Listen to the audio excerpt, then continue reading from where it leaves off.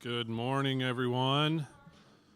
Welcome to your October 20th, 2025 Rotary Club of Ames meeting. Let's begin with our Pledge of Allegiance. I pledge allegiance to the flag of the United States of America and to the republic for which it stands, one nation, under God, indivisible, with liberty and justice for all. I've got some news. Mary Evanson has her father she needs to put into hospice, John DeGrotto, in the hospice at the VA in Des Moines. So we want to keep her and her family in our thoughts and prayers. Anyone else that we might need to talk about or think about? Not seeing any, let's just take a moment.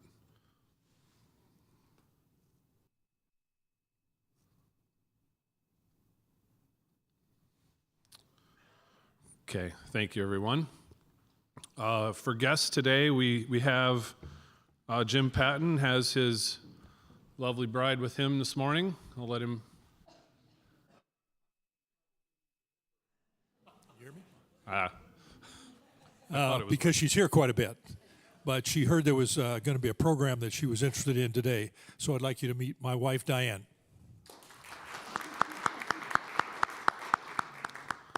Welcome, Diane. Who else needs it? Our two speakers today, I'd like to include them in the welcome this morning. So we have Tim Mooney, who will be speaking with us later, and Rich Higgins, our fire chief. So I'll just include them. So thank you for joining us.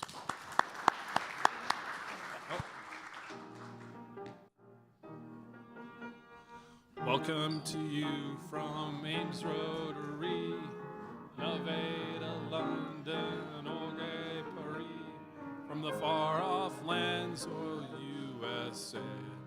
We're glad that you are here today. Welcome again whenever you're near. Join us and then we'll make it clear. Around the world you'll always be welcome at Rotary. Thank you, Louie. Thank you very much, Louie. Call for volunteers. So we have Sergeant of Arms still could use some help during the regular meeting, in-person meetings to help set up. It doesn't take too much to get set up and then tear down. If you could contact Kent or certainly reach out to Allison through the Gmail that we have there. And then the greeting committee, Jenny Legate's been doing a great job getting that organized. Thank you, Jenny. And all those who have volunteered or been, what's it called, force-volunteered? I don't know. But appreciate you doing that to help greet. So if there's any of those, anybody out there that would like to do that, it's a good chance to just get to know everybody, meet folks you haven't maybe met in a while or talk to them a little bit. So appreciate that. We have a recent resignation. Scheduling just wasn't working out, so we do have an opening for a board seat if anyone is interested. This would replace through June of 2026. Right now, we just are running with the open seat, but if anyone is of interest, please let us know. We're still a ways away before we would start to look at the next cycle of 2026 through 2027, but it's an open spot. If anyone is interested, please let us know. Our DG, our district governor, Norland Heineke, is Hinke, Norland, sorry about that, Norland, if you're watching online, is having a reception for the foundation here in Ames at Delavidi on November 3rd. That will be from, I think it's 6 to 8, program at 6:45, appetizers, and a cash bar. So please put that on your calendar to join us at Delavidi November 3rd and can hear Norland talk about the Rotary Foundation and give us some updates on that. There's a few others around the state. Obviously, that's the closest one for us, so please put that on your calendar. Next, digital marketing impact for small business owners worldwide. We did share this last week. I think it was in our program last week, but here's another opportunity to take a look at that. It's a survey through Iowa State. They're looking for feedback. You can go to get involved. You can email down there. I'm gonna just pass on that name. My apologies. I know I would murder that. So yeah, take a look at that. See if there's any interest. It's a 30-minute study, I believe. 30 minutes, yeah. So it doesn't take too very long. And next we have World Polio Day. So I hope everybody brought your change. If you did not, we take checks, Venmo. I'm going to give the stage to Karen to come up and talk a little bit more about that. But thank you all for what you've done so far to donate. But we do have more opportunities here today. So I'm going to have Karen go ahead and come on up. Rotary and our partners have helped reduce polio cases by 99.9% since 1988. Together, we've reached millions of children with life-saving vaccines, even in the hardest to reach places. Conflict, misinformation, and shifting global priorities have made this movement more critical than ever. This is not a moment to retreat, it's a moment to recommit. To adapt, to finish what we started. Your support makes a difference. Every contribution to Polio Plus is matched 2-to-1 by the Gates Foundation, up to US $50 million. Join to start Polio Plus Society in your district. Pledge to Polio Plus annually and be part of history. Advocate. Urge your leaders to continue funding this global effort.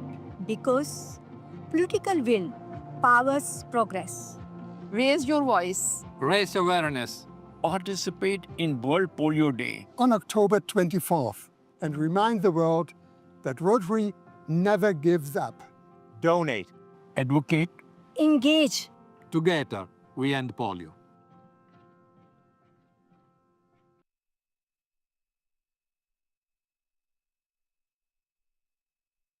Yes, we have World Polio Day is Friday. Remember, bring your loose change. We're to have a box back there. If you don't have it today, we will always take it. It will go to polio. The polio clause. I just want to, there we go. The most endemic countries are still Afghanistan and Pakistan. And it's actually narrowed down to 2 regions across the border from each other that have been warring with tribal wars for decades now. And those places are very dangerous. People administering the polio vaccine have been kidnapped. A couple have been killed.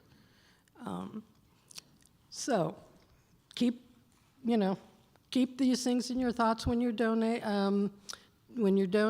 Also, I believe the board voted that this quarter's $25 quarterly contribution will go toward the polio campaign. Our goal this year is $10,000. Last year we donated, our goal was also $10,000. We donated over $15,000. And remember, anything you donate to polio will be matched by the Gates Foundation 2-to-1. The cost for a vaccine is around 50 cents.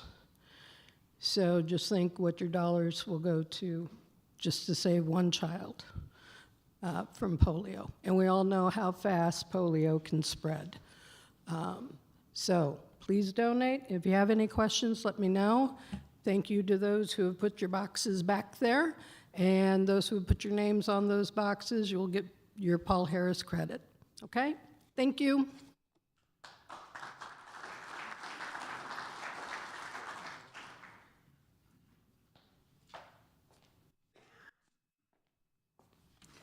When I came in today, someone said, well, how are you doing? And I said, this is the most exciting week of the year for me.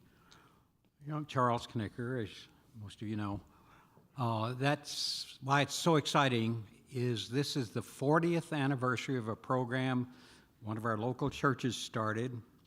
And it's gotten to the point where Iowa State University Office of Lectures usually says, who are you going to get next year? Let us know the next day.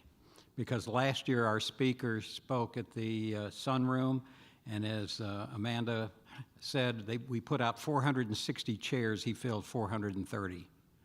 I think that's likely to happen again this year. And I have little brochures on the table. The reason is he's been called by others the greatest preacher in America today. And you can go online, or you can see him on YouTube. Otis Moss III. He's from a large church in Chicago, in the heart of Chicago. And one of his speeches, which might really be of interest, is on Saturday this week at the Ames UCC. He will talk about how nonprofits, how civic groups, and religious communities work together. And the fact that he is from Chicago, he just postponed a trip abroad because of what's going on in Chicago. So I think we're going to hear some first-person accounts. But I think you can read about Otis here. He will come in on Thursday and speak at the Memorial Union Sunroom Thursday night. His topic will be democracy according to jazz. Listen, this guy is not your traditional minister, and I know that. He speaks, he knows music very well. He also follows comic books, and he follows superheroes. So his talk, again, democracy according to jazz. He's going to have some insights. So I urge you, again, to speak, because I think he will really be exciting. Thank you.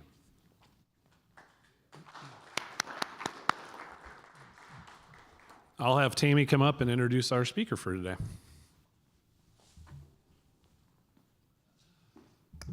Great. Well, if you enjoyed the coffee today, you're going to hear all about it in just a few minutes. So our speaker, Timothy Mooney, spent more than half of his life teaching high school social studies, including 10 years at Ames High School.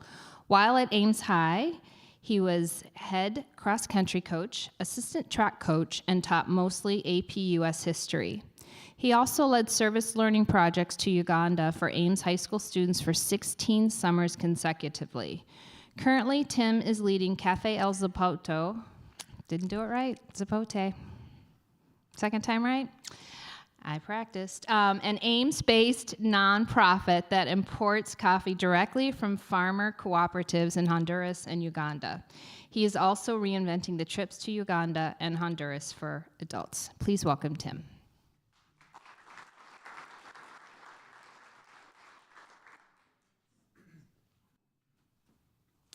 Thanks for having me. Glad to be here and tell you about Cafe El Zapote. If I was going to summarize it, Cafe El Zapote's mission is threefold: coffee, trips, and community. More specifically, direct trade coffee, buying the coffee directly from the farmers. In terms of trips, not just any trip, but immersion trips and service learning trips. And then the community that stems from these activities that I've seen grown over the years. I student taught at Ames High in 1984, and like a lot of Iowa State students, I left Ames for 15 years, and 16 years, and then I came back to Ames High in 2001 and was there for 20 years. And Ames is a wonderful place to teach for many reasons, but for a couple, the whole world is in Ames High. And so you have this broad diversity of people, but secondly, you just have really good students, and that's what teachers love. When I started there, I noticed that Kirk Datto, my colleague, was taking like 75 students to Europe every summer. And I thought, wow. So my first job out of Iowa State was in Uganda. And I lived in Kampala for 3 years, from 1986 to 1989. At that time, Uganda had just come through 14 years of civil war, 5 military coups including the one that Idi Amin orchestrated in 1974. So they had about 5 or 6 coups in a decade and a half, and the country was ruined. And that was my introduction to teaching the social studies. I think it was probably the best preparation I could have gotten to teach the social studies, being in Uganda for 3 years. And it shaped and formed me. So when I saw that 75 Ames High students were going to Uganda, I called a meeting to see if any students would want to, 75 students were going to Europe every summer. I called a meeting to see if any Ames High students would want to go to Uganda to help build primary school. So 100 people showed up to that meeting, and I spent an hour trying to talk them out of it. 33 kids and 66 nervous parents. And I told them, you're going to eat rice and beans every day. The mosquitoes are going to swallow you. You know, the roads are terrible, blah, blah, blah. And at the end of the meeting, 24 students wanted to go. Dr. Guffey came up and gave me a check for $7,500. I was a social studies teacher. I didn't see that kind of money. He said, that's for the building materials, but my son and I want to go. So we went the first year, and little did we know, the students came back and blah, blah, blah, blah, blah, blah, blah. They told everybody about their experience in Africa, and we had a group going every summer. And for me, that's like as good as it gets for a teacher, because you don't have to teach. You just get them to Uganda, and Uganda does all of the instruction. And it always happened that moment where a student would ask, Mr. Mooney, what? You know, I'd be like, welcome to Uganda.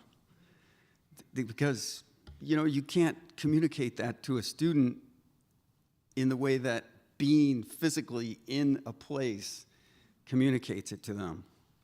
So with that as a little bit of a background, I retired from teaching in 2021. I didn't retire because I still have a lot of energy and desire to work, but I stopped teaching in 2021, and the program for students going to Uganda ended, and COVID had disrupted it. So I fell into this new nonprofit, Cafe El Zapote, and I just want to tell you a little bit about what we're doing and how. So if you didn't know this, coffee is the second largest commodity traded on Earth. Think about that. After oil, it's the second largest consumer commodity traded on Earth. And if our enemies wanted to attack us, they'd cut off our supply of coffee, and the whole country would shut down for at least a week. At least a week, right? They'd have. Coffee is produced mostly by farmers who own a half an acre, 2 acres. Not like Iowa farmers, right, who have a lot more than that. So the challenge for them is that it's labor intensive and it's capital intensive. It's labor intensive. There will never be a mechanical coffee picking machine, because coffee is planted in every nook and cranny on mountainsides. And it's planted in forested tree, shade-grown coffee is planted in among big trees. Is this my clicker? I'll show you a few pictures. Where do I point the thing? There we go. Cafe El Zapote is a 501c3. We do have a board of directors. Carl Byrne is the one who invited me. I think you guys know him. These are really talented people that kind of keep me on track. This is in Honduras, and that's coffee planted in that hillside, and so you can see why it's going to be hand-picked. I don't know. AI can maybe pick it. I don't know. So the challenge for them is labor, but also capital. Because just like our Iowa farmers, they pool their capital. They have the opportunity, though it's a challenge, but Iowa farmers pool their corn and soybeans because then they can trade it in larger quantities. But with all these small holder farmers in very poor countries without capital, it becomes a big challenge for them. And the analogy I'll give, when Walmart or Target go to China and they want a gazillion pairs of socks, they say, we'll take a gazillion pairs, but here's the price. So the buyer is dictating the price. And that's where the poor farmer, it finds it very difficult. And what's happening is large purchasers, I won't say Starbucks, Starbucks, they put the sugar and milk in and stir it up and take your bucks. It's a cheap shot. It's a cheap shot. Anyway, large buyers come in, and if these farmers aren't organized, and they aren't, meaning the cooperative movement was crushed in many coffee-growing countries by their own governments, then it becomes very difficult for them to find markets. And essentially, the price is being dictated to them, and it's just a very difficult situation. Our solution is we're going to go to the source and buy the coffee directly from farmer cooperatives or farmer associations or organizations. The obvious remedy is for farmers to organize, but that's difficult to achieve. Direct trade is better than charity because it stimulates local economies by purchasing their product, which gives them dignity, right? To receive a handout, somehow the person doesn't experience the dignity of work. But when you buy a product that they produce directly from the source, the dignity and the pride that they take in their labor is amazing. And the direct impact on poverty is significant. This is Mauricio on the right, a Honduran coffee farmer. And I'm just showing you the level of mechanization that most of these farmers have. On the right there is a pulper. So coffee has to be, well, it's picked. It's a pulpy cherry, and that little machine, they crank it, and it strips the pulp off. And then what you have are two seeds, which are the coffee beans, and they're slimy and wet. They wash it and ferment it for about 24 hours, and then they dry it. So the picture on the left is Malawi. I was there in 2022 to visit some coffee farmers. And that's their level of sophistication for drying their coffee. They just take tree branches, build little racks, and lay it out in the sun. I guess it's one step above putting it on the ground. So the cooperative in Honduras that we partner with, we've been purchasing coffee from them for 14 years. Because of the direct trade and the market that we've offered them, they've been able to put up a $50,000 washing station. And you can see some of the equipment involved here. Whoops. So that's a much bigger capacity than the little hand crank thing that they were essentially using before we started buying from them directly. So you can see the impact on their livelihoods. And I think that's how I would summarize Café El Zapote's mission, is to impact farmers' livelihoods in a way that acknowledges their dignity and their labor. And we can see the impacts. I've been to Honduras 5 times since 2022. and have been taking groups to visit them. But you can see the dignity and the pride that they take in producing really good coffee. These are drying, essentially it's a greenhouse effect, and the coffee has to sit there for 7 to 10 days to get to the moisture levels that they want. And then it has one more step, it has to be hulled. So it has a paper parchment on the seed that has to be removed by heavy equipment. So I'm telling you about our coffee endeavor. In 2022, Cafe El Zapote imported and sold 2 tons. But you can see our growth, and we got our most recent container in August, 11.5 tons, and we sold half of it in 1 week. So coffee is like apples. They fruit, and you pick them, and then you're not going to get any more until the next year. It's a once-a-year deal. So from this cooperative, we're only going to get to buy once a year, and we bought all of the specialty coffee that they had. And the reason that we were able to sell so much coffee is we're selling it to roasters. We're selling green coffee raw to roasters. I think we have 7 partners. And all of the roasters that bought in 2024, they bought again in 2025. And so we're beginning to, in fact, just last week, my colleague took a group of roasters to Honduras to be with the farmers and to see the whole process.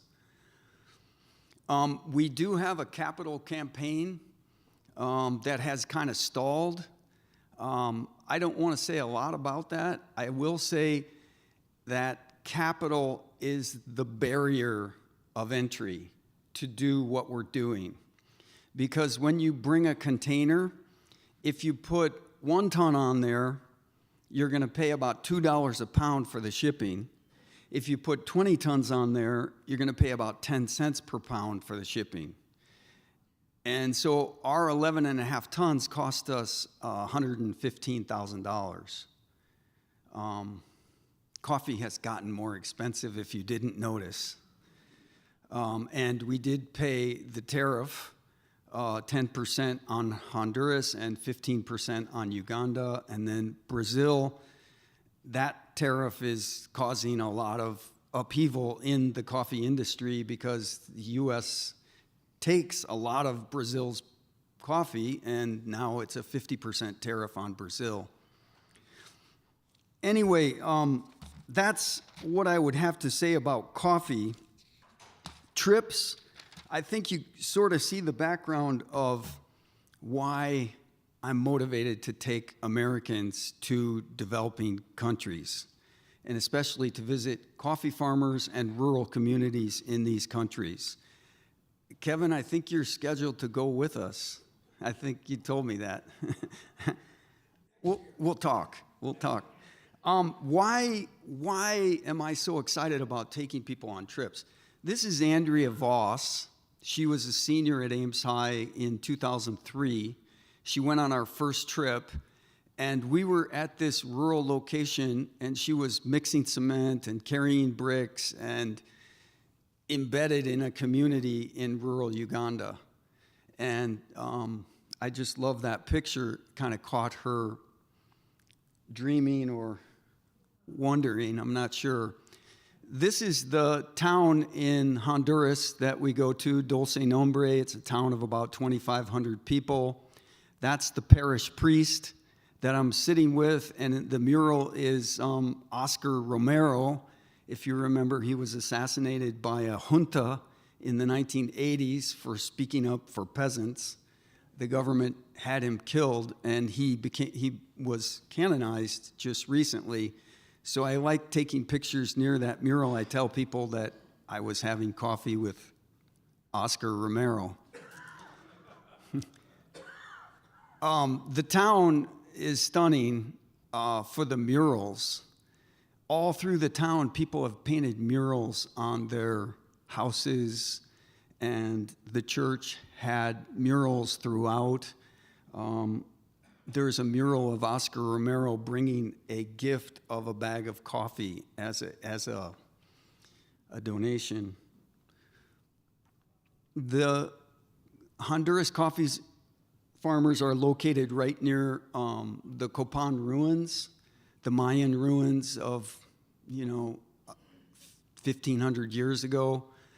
So the coffee we get is coming from Copan district in Honduras. Why should you take a trip? If you didn't catch it, I'm inviting every one of you to go with me to Honduras or Uganda. Why? One, it gives you a chance to unplug and disconnect from your current situation.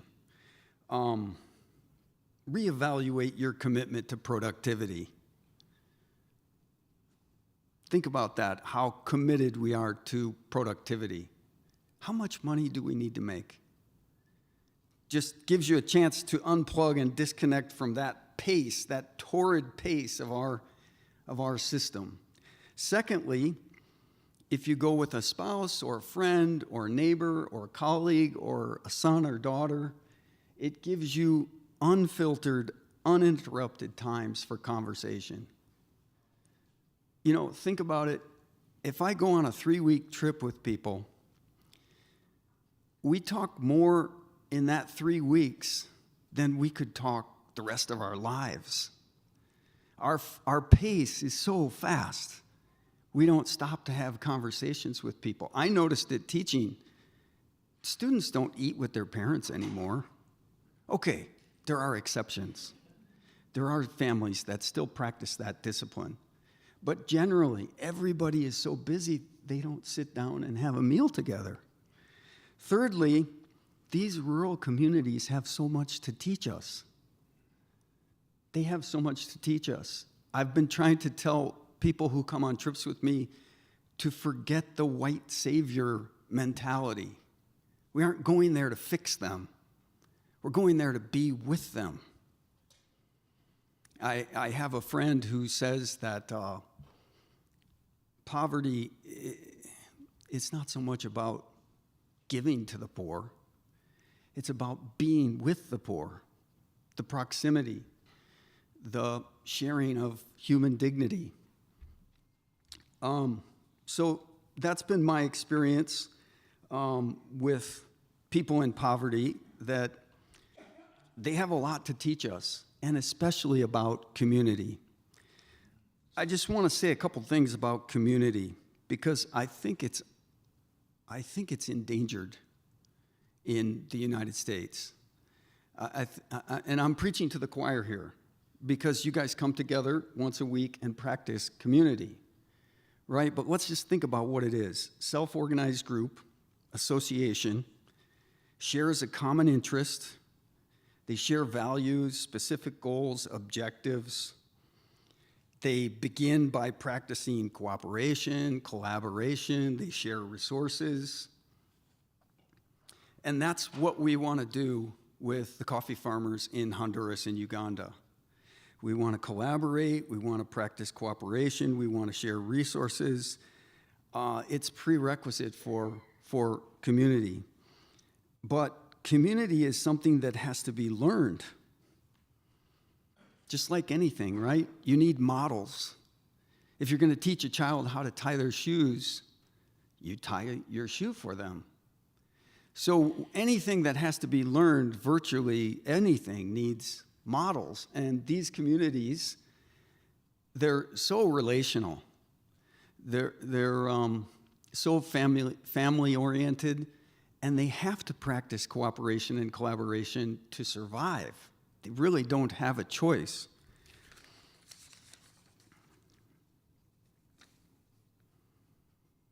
So that's my mission, and I think it can help us to get back on the path of the common good, thinking about what's good for the entire community. Coffee, trips, and community. So I'm just having so much fun because everybody's happy to see the coffee guy. even when you stick them for a lot of money, they're still happy. So it's been a privilege, and I'm excited about what Cafe El Zapote can do in the future. I think I'll just stop and see if there might be a few questions and then get out of the way.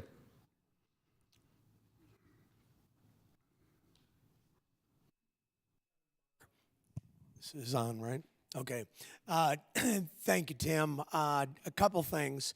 My daughter did go on a trip when she was at Ames High with Tim, and came back and brought me a coffee cup, as a matter of fact, as a gift when she got back from that trip. I am going to look at a trip.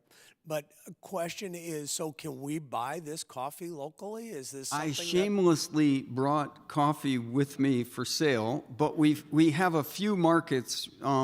Overflow Thrift Store, we have a shelf. It's right by the door, and they're giving us all the profit. James Chittister is the manager. We also have it at Worldly Goods, and we sell it at St. Thomas Aquinas once a month after every Mass. But we also do fundraisers. So if there's, like the St. Cecilia fifth graders sold 220 bags at $15 a bag in 10 days to raise money for their field trip. So we're open to we also have in Ankeny the Lauridsen Group, which is a large corporation, and we supply their coffee for their office. We sell them about 40 pounds a month. So we're looking for any kind of outlets, but those are a few that we have right now.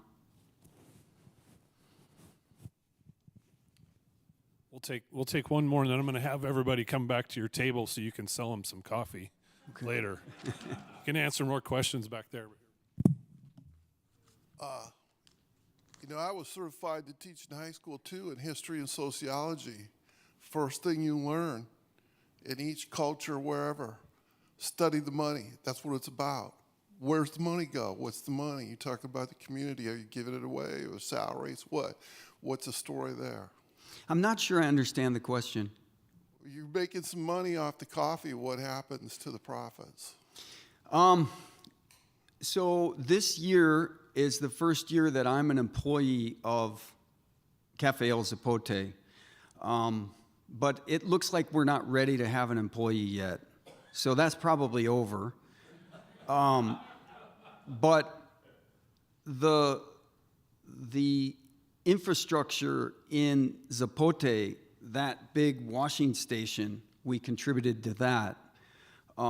There's other smaller projects, like the project in Uganda, we're building a primary school. So building materials. But primarily our goal is to invest it in a way that would raise livelihood standards in the communities where the coffee is coming from, simply.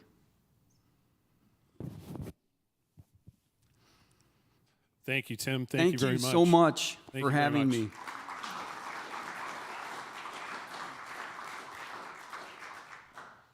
Thank you, Tim. We'll have you sign a book. We support Raising Readers, and it goes to a 2-year-old on their well check. So we have a closing speaker today as well that we're happy to have. And so Fire Chief Rich Higgins will give his presentation, and right at 1, or a little before 1, we'll do our 4-way test, and then he'll stay and take questions as well. So it's a pleasure to introduce Chief Higgins. He's been with the Ames Fire Department since 2002. He was promoted to lieutenant in 2006, shift commander in 2009, deputy chief in 2012, and chief in 2018.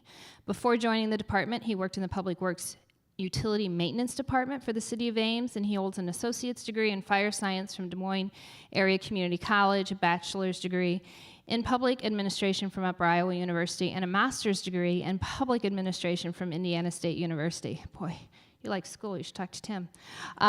He holds the Chief Fire Officer designation from the Center for Public Safety Excellence, and he is also president of the Iowa Association of Professional Fire Chiefs. Chief?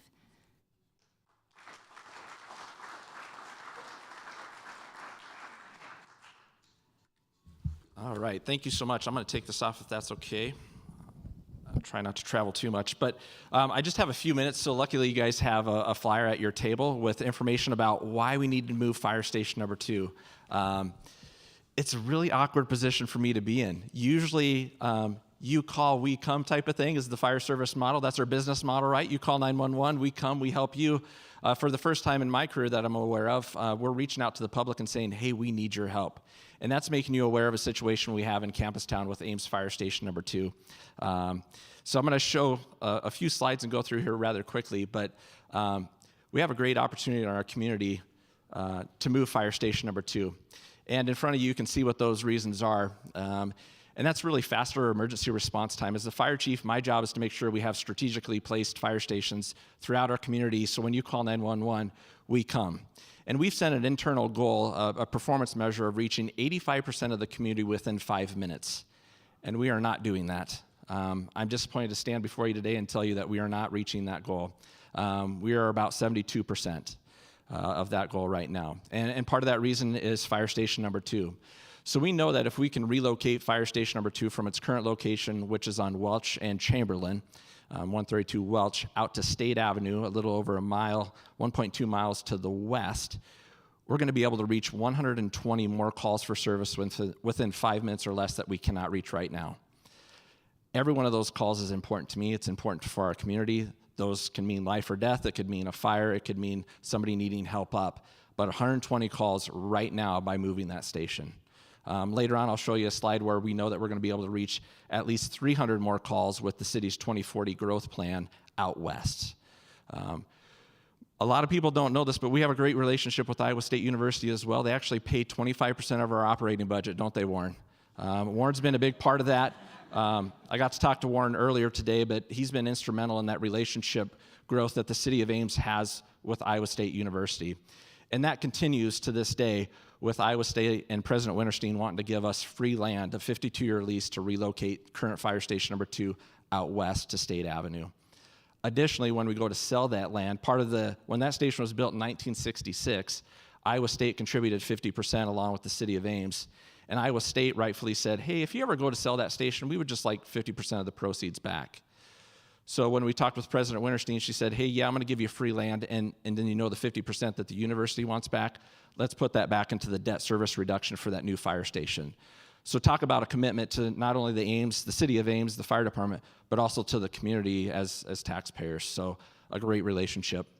I don't know how many of you are out on a busy Thursday, Friday, Saturday night in Campustown, but this is what it can look like. This was Friday night, the Iowa State game. Our station is in the background there. We have to pull the apparatus out onto Welch Avenue because our firefighters have to move all the pedestrians out of the way because we can't create another emergency while we're responding to your emergency. That's not an option for us. There is no call back, and we'll get you on the schedule. Seconds matter for us every time. So we actually have to move the crowds. We have Ames PD that's out there assisting us. Once we get the vehicle onto Welch, then our crews get on board and they respond to your call for service. It doesn't always look like this. This is busy Thursday, Friday, Saturday nights during the school year, as you can imagine. The line also stretches back to the east for another bar that's back behind there. Current Station 2 was built in 1966. You can see some of the constraints we have. We've made a shower off of the workout room next to our pantry. The hallways here in the truck bay, the middle picture, that's the crews. They keep their gear out and the doors open so they can throw stuff on so they can go on it. We don't have another way around there. It's just tight. That's one of the bathrooms, one of the 2 bathrooms that we have. There's no shower side for that. It's just a toilet and a sink. Once again, it was built in 66. It was designed for things differently. How many of you have had a tour of Station number 2?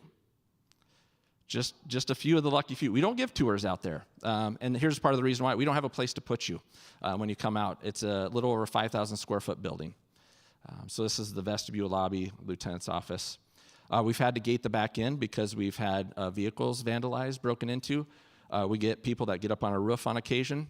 We've actually had to vacate the fire station, and we've been overrun a handful of times and had to relocate down to the intermodal facility for operations because it gets a little unruly sometimes out in that area. So the station is not in the best location to serve our community. Just a couple more pictures on the inside. As you can imagine, it gets loud after 8 o'clock in the evening. The crews in between calls can have some downtime. They put foam board up in there because we have a nice patio, bar, restaurant area back behind the fire station. It gets pretty loud back there. It's hard to hear yourself think. Another great thing that I've talked about besides the great relationship that we have with Iowa State University is that we're able to relocate the equipment and personnel and over $172,000 worth of equipment that's already there to a new fire station. That reduces the debt service that we pay as taxpayers. So we had just a great opportunity there with the equipment that's exists. We have the apparatus, which fire engines aren't cheap. They're running at about $1 million right now for a new engine, and then our personnel costs. So we already have those. We just need a different location to better serve the community, to reduce response times, and obviously the safety component that we have in the heart of Campustown. Here's current station number 2 at Chamberlain and Welch Avenue. Great real estate. I have a list of people I'm supposed to call. Some of you could be in this room when we go to sell that fire station, and a longer list of ideas of what that station should be when we go to sell that.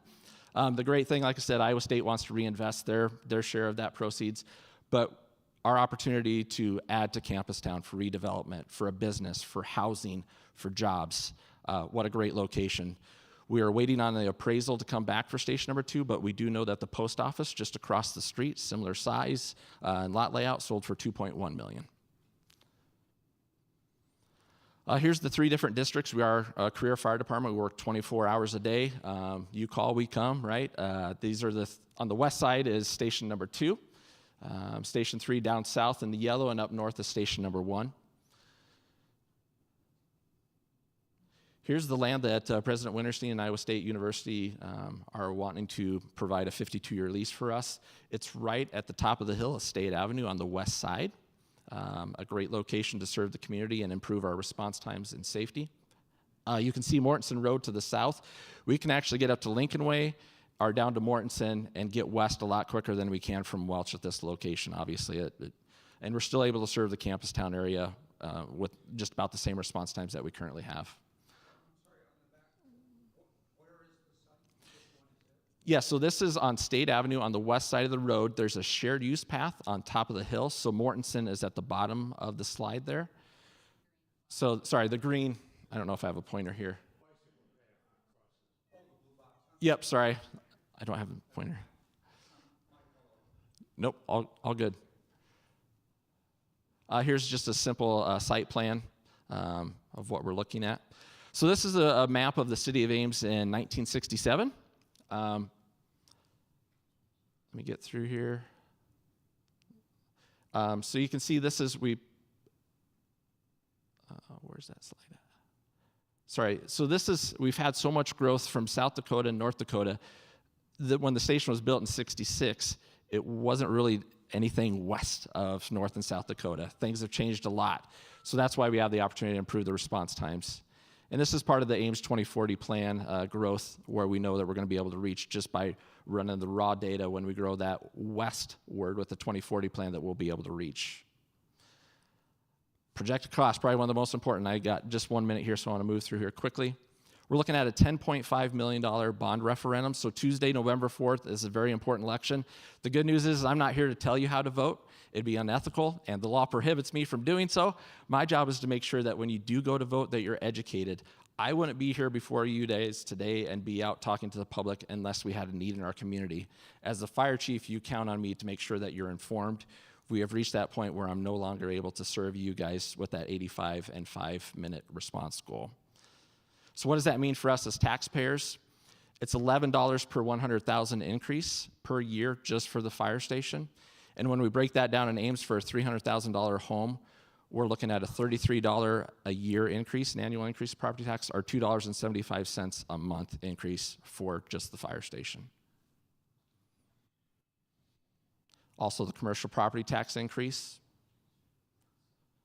A lot of community outreach. This is one of 3 speaking engagements that I'll have today, along with our deputy fire chiefs that are out and just making sure the public's informed. That's what we want to do, which is kind of nice to put on a suit today and come out and talk instead of putting on the fire gear and responding to calls. So I enjoy the break. Here's a picture of the proposed fire station number 2 relocation. Right now, many of you don't know, but just down the way at the Ames Water Tower on Bloomington, we are housing one of our reserve fire apparatus. So anytime there's a fire in our community, we send all 3 stations and all the crews. We call back the people that are off duty. We say, come back in, because we can't call you and say, hey, hold off on the 911 calls. We're working another incident. We have thousands of overlapping calls that happen in our community every year. So that engine that's stored up at the water tower, because of rodents and not being a conditioned space, we have to take all the equipment off. So when we have a working structure fire, to get that apparatus back in service takes a couple of hours. We want to actually house it at a fire station so it's ready to go when you call 911. We don't have to say, hey, we're going to call Nevada or Huxley. We're going to handle that call. So, all right, my time is up. So just a couple pictures of what the exterior could look like. And with that, I'm grateful for your time. Thank you so much.